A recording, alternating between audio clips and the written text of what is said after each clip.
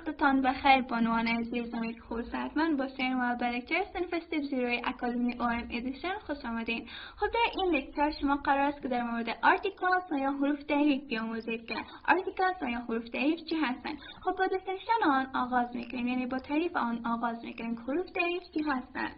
خب حروف تعریف کلمه است که قبل از اسم میآید و برای تعیین نوع و یا تعداد آن اسم به کار میرود و یا مورد استفاده قرار میگیرد که در زبان انگلیسی حروف تعریف دو نوع است، معین و نامعین، که در زبان انگلیسی 3 حرف تعریف نیز وجود دارد، ا، ان و د که خیلی کامان و یا رایج می باشند که همین حروف تعریف قبل از اسم یا هر کلمه که مادر اسم در یک جمله است می آید و نوع استفاده نیز محسوب می شود.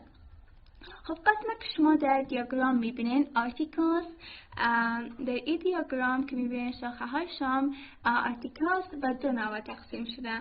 قبلا هم براتون گفتم در زبان انگلیسی articles به دو نوع میباشد، article های معین و نامعین، یعنی حروف تعریف معین و نامعین، که حروف تعریف معین یعنی definite articles و حروف تعریف نامعین یعنی indefinite articles میباشند. خب با حروف تعریف معین یا definite آغاز میکنیم. خب حروف تعریف معین یعنی د یکی از حروف تعریف معین و یا definite می باشه. شما اینجا در مثالش میتونید مشاهده کنید که حرف و یا آرتیکل د قبل از کلمه سیدی، یعنی قبل از ورد سیدی و یا شهر آمده و اینجا شما میتونید که ببینید که امی نام را limited نیسازه، امی حرف تعریف د. خب indefinite articles چی هستن؟ indefinite articles حروف تعریف نامعین می باشند که در زبان انگلیسی صدای آن کمان می باشند ا، ان و سم، که اینا indefinite articles می باشند که شما اینجا میتونید ببینید ا و ان. ببینید ان قبل از umbrella آمده و یک حرف تعریف است. درست؟ حرف تعریف است که میتونه تعداد یک اسم را، یعنی برای تعیین تعداد یک اسم به کار گرفته میشه که اینجا ببینید تعداد یک اسم را نشان میده. ان umbrella یعنی یک چتری. ببینید تعداد اسم را محدود ساخته و یا در شما نشان میده. خب ان umbrella اینجا میتونید که ببینید یعنی یک چتری. و اکپ اینجا شما میتونید که ببینید هم یک indefinite article است و قبل از کپ آمده. کپ یعنی پیاله و اکس یعنی indefinite article است که قبل از امی کپ آمده، قبل از نون کپ آمده، قبل از ورد کپ آمده. و اینجا کپ را تعداد امی تعیین تعداد میکنه که چند دونه کپ اینجا هست. اکپ یعنی یک گله. خب این بود از شاخه بندی و امی دیاگرام درس آرتیکل. خب پیش میریم و براتون میگیم که definite و indefinite articles چی هستن و به صورت خیلی مفصل میپیچیم که اینا چی هستن. خب با definite articles آغاز میکنیم که definite articles یا حروف تعریف معین کدام کاربردها را دارن. پیش از اینکه براتون کاربردهایش را بگویم، براتون در مورد امی موضوع طرز استفادهش و همچنان در کدام اسامی استفاده میکنیم امی حروف تعریف معین را. خب حرف تعریف معین یا د این حرف تعریف معین را در تمام اسامی استفاده میکنیم، هم اسامی مفرد هم اسامی جمع، یعنی هم در اسم های جمع میتونید استفاده کنید و هم در اسم های مفرد. اسم جمع و مفرد چی هست؟ مثلا بوک یک اسم مفرد است، یعنی یک دام. بوکس یعنی کتاب ها یک اسم جمع میشه. خب شما هم میتونید بگین the books، هم میتونید بگین the book، یعنی امی آرتیکل ده هم میتونه که در اسامی مفرد و هم در اسامی جمع میتونه مورد استفاده قرار بگیره. خب با کاربردهاش میپردازیم. در کجاها کاربرد داره این indefinite article و یا حرف تعریف معین. خب این آرتیکل اولین کاربردش در مورد اسامی می باشه. مثلا اگر راجع به یک اسم صحبت میکنین یا در مورد یک نام صحبت میکنین که در جمله قبلی به او اشاره کردین و مخاطبتون آن را میشناسن، دوستان امی آرتیکل دیگه میتونین در امون قبل از اسمتون استفاده کنین. مثلا the station. ببینین مثالش میتونین میخوایم the station there is only one in the city. the station به معنی استادگاه می باشه، استادگاه بس، موتر و اینا. خب the station there is only one in the city. ببخشید there is only one in the city. خب اینجا the station there is only one in the city. شما اینجا دیده میتونید که در جمله بعدی in the city استیشن رو ذکر نکردن، یعنی در جمله بعدیتان از او یعنی در مورد استیشن صحبت میکردین و در جمله بعدیتان اصلا ذکر نکردین، بخاطر که مخاطبتان با آن آشنایی دارن. There is only one in the city, the station. و قبل از استیشن اینجا شما میتونید که ببینین آرتیکل د استفاده شده. خب کاربرد بعدیش چیه؟ کاربرد بعدیش در مورد چیزی یا هویتی که فقط یکی از آن وجود داره. ببینید در همین مثال اینا میتونید که شما خیلی بدقت و صراحت ببینید که the station there is only one in the city. در جمله دوم براتون گفتم که فقط یک استیشن در این شهر وجود داره، با دلیل استیشن رو دوباره ذکرم نکرده و اینجا in the city در پیش city یک تا استیشن یک آرتیکل در استفاده شده که یا محدود میسازه، امی noun رو limited میسازه و نشان میده که یک استیشن فقط در اون شهر فقط یک استیشن وجود داره. خب این بود از کاربرد دومش. کاربرد سومش چی است؟ کاربرد سومش در برخی اصطلاحات خاص و یا که پدیده های فیزیکی باشن ربط دارن.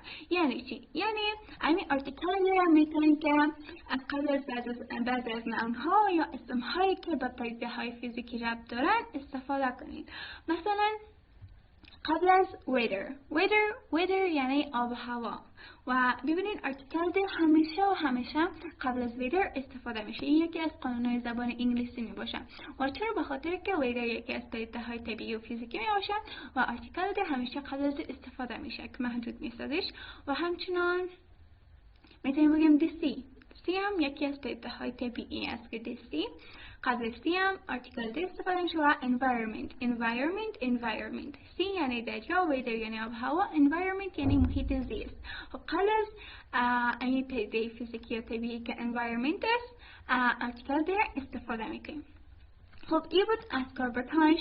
فعلا میپردازیم به مثالش که در این مثال شما میتونید تمام این کاربرده را به صراحت ببینید که صدق میکنم. خب مثال اولش میبینیم You can go to the post office now, it's closed. حالا نمیتونید به دفتر پست بروی. It's closed وقتی که بسته است. خب اینجا تو the post office شما خیلی به صراحت میبینید که به کاربرد اول صدق میکنه. خب مثال دومش Can you turn on the television؟ آیا میتونید تلویزیون رو روشن کنید؟ Can you turn on the television؟ قبل از تلویزیون آرتیکل ده آمده و تلویزیون در امور روم یا اتاقی که میخواین تلویزیون رو روشن کنن فقط یک دونه از وجود داره. خب این به کاربرد دوم صدق میکنه. و Can you turn on the television به معنی این است که آیا میتونید تلویزیون رو روشن کنید؟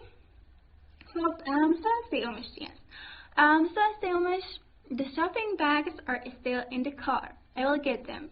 یعنی shopping bags ببخشید. خب the shopping bags are still in the car. I will get them. یعنی بکس های خرید هنوز در موتور است، من آنها را خواهم آورد. خب the shopping bags یعنی بکس های خرید. The shopping bags are still in the car. I will get them. یعنی بکس های خرید هنوز در موتور هستند، من آنها را خواهم آورد. اینجا قبل از شاپینگ بگز آرتیکل ده استفاده شده و شما اینجا به صراحت دیده میتونید که یکی از کاربردهای آرتیکل ده می باشه، یعنی شاپینگ بگز یا همین نام شاپینگ بگز را اینجا محدود می سازن. و اینجا مثال چهارمش شاگردها منتظر دست هستن که آغاز شود. شما اینجا میتونید که ببینید students are waiting for the lesson to start. خب شاگردها منتظر هستن که درست آغاز شود. اینجا the students محدود شود، همچون نشان میده که فقط این شاگردهای این صنف منتظر هستن که درست آغاز شود. خب در مورد یک شی و یک چیز مشخص صحبت میکنیم که قبلا هم اما اسپیکر و شنونده در مورد شاگردها میدونن. این برای اما قانون دوم صدق میکنه. خب این بود در مورد مثال چهارم. مثال پنجم چی است؟ مثال پنجم What's the weather like in your country؟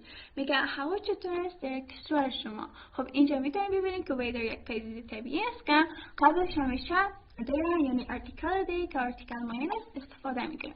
خب یک بار دیگه براتون تمام حروف را معنی میکنم. The weather یعنی آب و هوا، the student یعنی شاگرد و همچنین the shopping bags یعنی بکس های خرید یا بکس‌های خریداری و همچنان the television یعنی تلویزیون، the post office یعنی دفتر post office یعنی دفتر، post یعنی پست.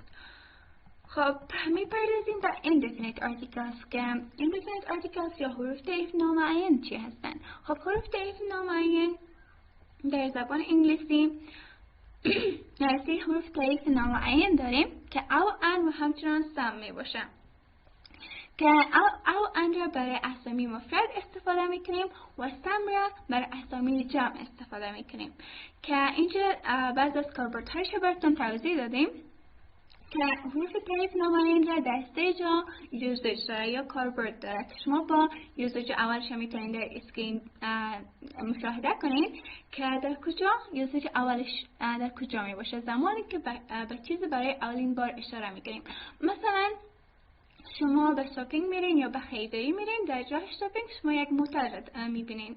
خب در راه مثلا میتونید بگین که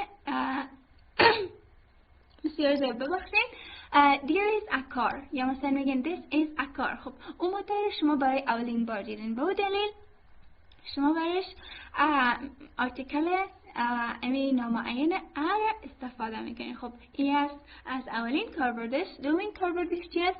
وقتی به اسامی به صورت کلی میپردازیم، یعنی a mistake اینجا شما میدونید که به صورت کلی به یک اسم که مستیک هست اینجا پرداختیم. خب این بود از کاربرد دومش. کاربرد سوم چی است؟ کاربرد سومش در مورد وقت شغل یا حرفه کسی را توضیح میدیم. مثلا میگیم she is an engineer, she is an architecture.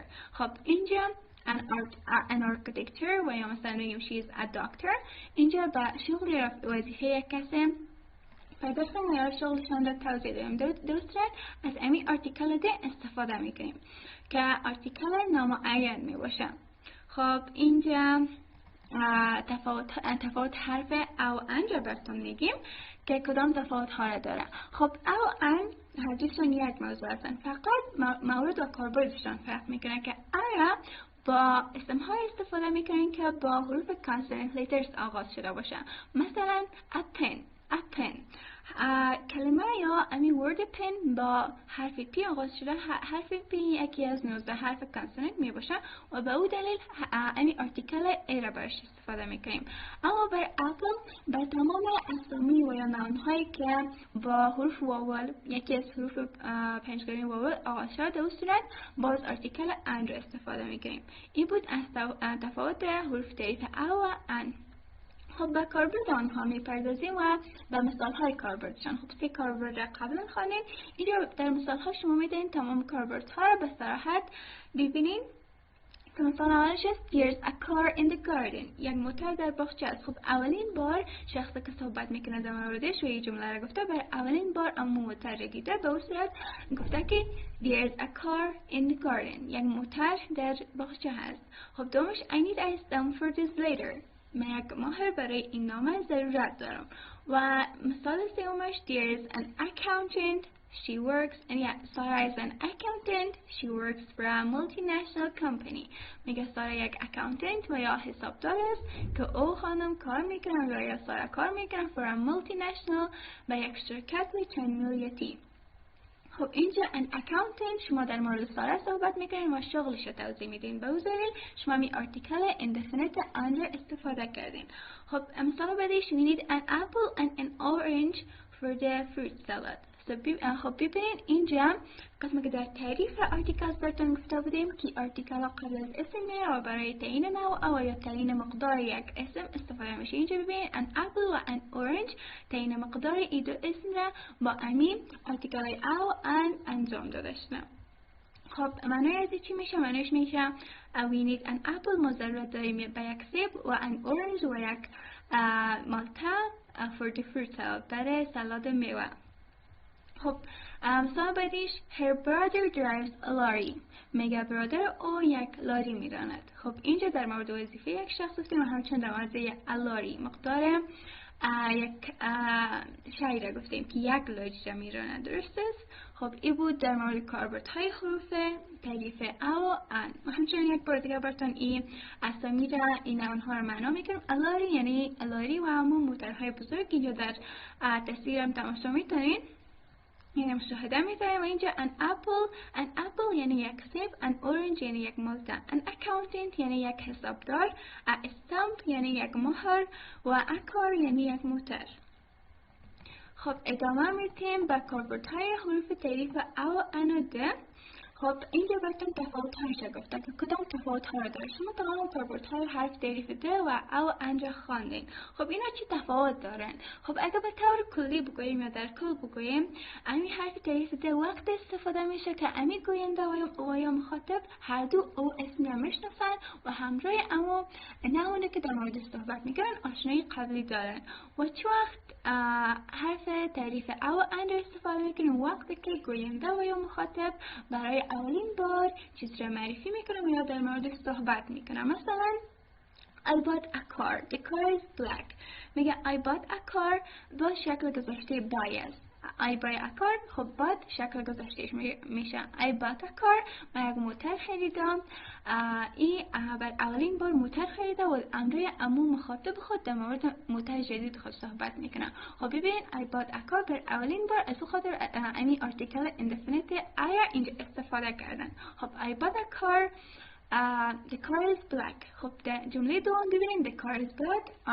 این آرتیکل definite در استفاده کرده. چرا؟ به خاطر که امو مخاطب دیگه در مورد امو کار قبلا در مورد کار یا موتر صحبت شده و در اینجا the car is black ضرورت به کلاریفیکیشن نیست و ضرورت نیست که بگویم a car is black. میگه the car is black. اما موتر specific میسازه، اما موتر limited میسازه. اینجا specific مشخص میسازه که اما موتر سیاه است. درست است؟ I bought a car یعنی موتر خریدم. The car is black. موتر سیاه است. خب این بود در مورد کاربرد حروف او ان و همچنین حروف تعریف او ان و د. شما میتونید تفاوت‌هایشان مشاهده کنید. خب یکی از کاربردهای حروف تعریف indefinite اینجا باقی مانده که سم می باشه. درست است؟ سم یعنی بعضی یا مقداری، هر دو معنا رو میتونه داشته باشه. خب اینجا مثالای سم رو میتونیم براتون بگیم که یکی از indefinite article هستن. ببینید مثالایشون would you like some coffee؟ سم که هست برای هم plural هم برای plural nouns بیشتر اوقات استفاده میشه. مثلا would you like some coffee؟ یعنی آیا کافی ضرورت داری یا آیا کافی میخواهی؟ و مثال دومش here are some photos of our last holiday. اینجا چند تا عکس از آخرین تعطیلات ما است. holidays یعنی تعطیلات. خب مثال سومش چی است؟ We need some milk. Can you get a carton? یعنی میگم ما مقدار شیر داریم، میتونین یک کارتن بخرین یا بگیرین.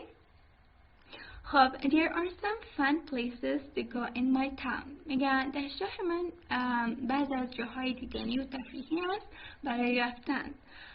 و مثال پنجمش من هر روز در صبحانه مقدار بسکویت میخورم و مقدار قهوه می‌نوشم. ببینید I eat some biscuits. من میخورم بعض از یک مقدار بسکویت و یا بسکیت and drink some coffee و می‌نوشم بعض از یعنی یک مقدار کافی یا قهوه for breakfast بر صبحانه. breakfast یعنی صبحانه every day یعنی هر روز. خب این بود در مورد کاربرد حرف تعریف سم که یکی از indefinite articles می باشه و قبل از یک اسم قرار میگیره، بیشتر قبل از plural و یا اسم های جمع. اینجا شما میتونید که ببینید بعض از مثالایش هم اینجا some biscuits مقدار بسکویت و یا بسکیت، some fun places بعض از جاهای دیدنی و یا تفریحی، some milk مقدار شیر، some photos بعض از عکس‌ها و some coffee یعنی مقدار کافی و یا قهوه. خب این بود از definite و indefinite articles. یاد گرفته باشین. بازم اگر کدام مشکل داشتین میتونید که من کانتکت کنین حتما. خب در فعلا فراموش نکنید که کارخانگیتان انجام بدین. موفق سرفراز باشین. بازم اگر کدام مشکل داشتین میتونید من کانتکت کنین.